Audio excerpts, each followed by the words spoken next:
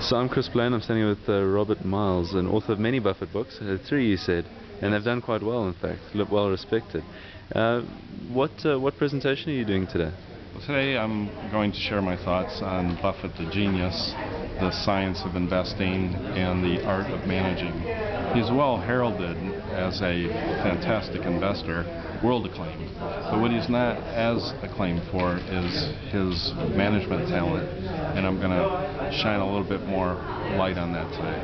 I mean, one of the important things, I was reading one of David Clarke's books where he talks about how Buffett doesn't like to criticize directly. What he'll rather do from his Andrew Carnegie courses is agree with someone and then present his side of his point of view. I mean, what are the sort of key characteristics that one could say makes a good manager like Buffett?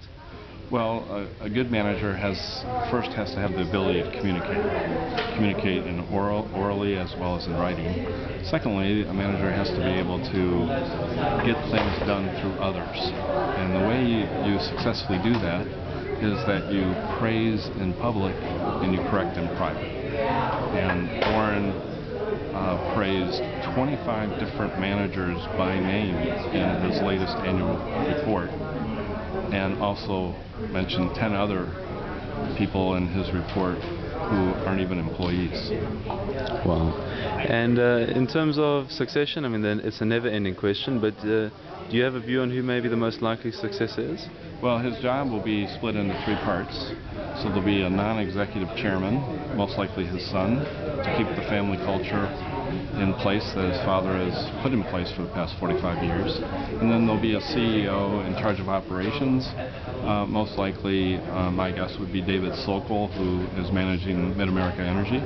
And then there'll be a CIO, or a CEO in charge of capital operations, responsible for allocating all the capital that Berkshire Hathaway has.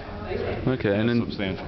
And in terms of Burlington Northern, you mentioned earlier that perhaps the CEO of that company could be in the running for something. Yeah, I think Matt Rose will earn $2 to $3 billion, and if his division does that, then he will be one of the most important people in Berkshire Hathaway family of companies. So.